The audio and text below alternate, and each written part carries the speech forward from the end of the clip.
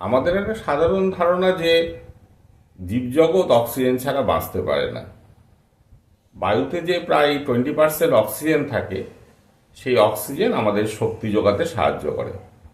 আমাদের দেহের খাদ্য অক্সিজেন দ্বারা জারিত হয়ে যে শক্তি উৎপন্ন করে, সেটাই আমাদের বাঁচিয়ে রাখার অন্যতম শক্তির উৎস। সেই কারণে প্রায় সব জীবেরই অক্সিজেন লাগে, কিন্তু দেখা যাবে যে অনেক জীব আছে যারা অক্সিজেন ছাড়া বাঁচে, অর্থাৎ তারা অবায়ুজীবী। বিশেষ করে বিভিন্ন ধরনের ব্যাকটেরিয়া। আবার এমন কিছু ব্যাকটেরিয়া আছে যারা একেবারে বাতাসের সংস্পর্শ ছাড়া বেঁচে থাকে। তাদেরকে যদি আমরা বাতাসে নিয়ে আসি অক্সিজেনের সংস্পর্শে, তারা সঙ্গে সঙ্গে মারা যায়।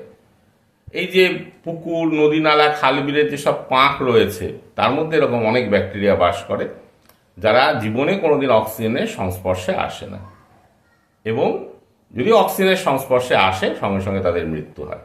মানে তারা হচ্ছে বাধ্যতামূলক অবায়ুজীবী।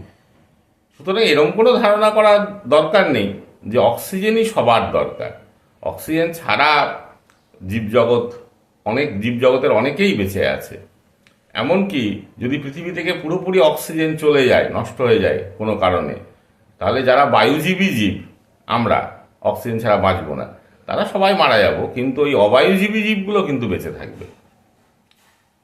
এই কারণে মনে হতেই পারে যে অক্সিজেন আমাদের খুব উপকারী জিনিস, কিন্তু দেখা যাচ্ছে যে এই যে খাদ্য, গ্লুকোজ বা অন্য কোনো খাদ্য, প্রোটিন বা ফ্যাট জারিত হওয়ার সময় অক্সিজেন দিয়ে কিছু ক্ষতিকারক পদার্থও তৈরি হয় কোষের মধ্যে।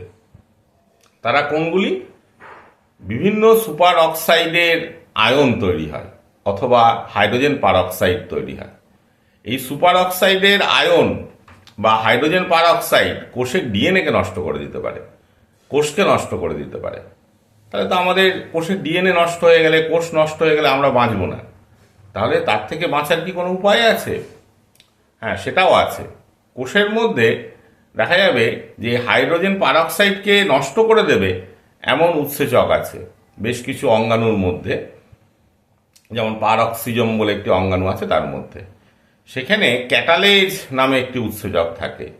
এই যে আমাদের শ্বাসকার্যের পরে যে অক্সিজেন কোষে পৌঁছে গেলে খাদ্য ভাঙার সময় অক্সিজেনের সাহায্যে খাদ্য ভাঙার সময় যেসব ক্ষতিকারক পদার্থগুলি উৎপন্ন হয়, তার মধ্যে ওই হাইড্রোজেন পারঅক্সাইড বা সুপার অক্সাইড আয়ন যেগুলি থাকে, সেইগুলিকে কিন্তু ওই ক্যাটালেজ উৎসেচক নষ্ট করে দেয়। ফলে এই ক্যাটালেজ উৎসেচক কোষকে সেফটি দেয়, এবং অনেক বিজ্ঞানী এই ক্যাটালেজ উৎসেচককে কোষের সেফটি ভালভ বলেন। এই যে ছোট্ট আলোচনাটি হলো, সেটা যদি আপনাদের ভালো লাগে অবশ্যই কমেন্ট করবেন। ভালো লাগা শুধু না, যদি কাজে লাগে, কোনো আপনাদের এডুকেশনাল কাজে লাগে, তাহলে খুব ভালো লাগবে আমাদের।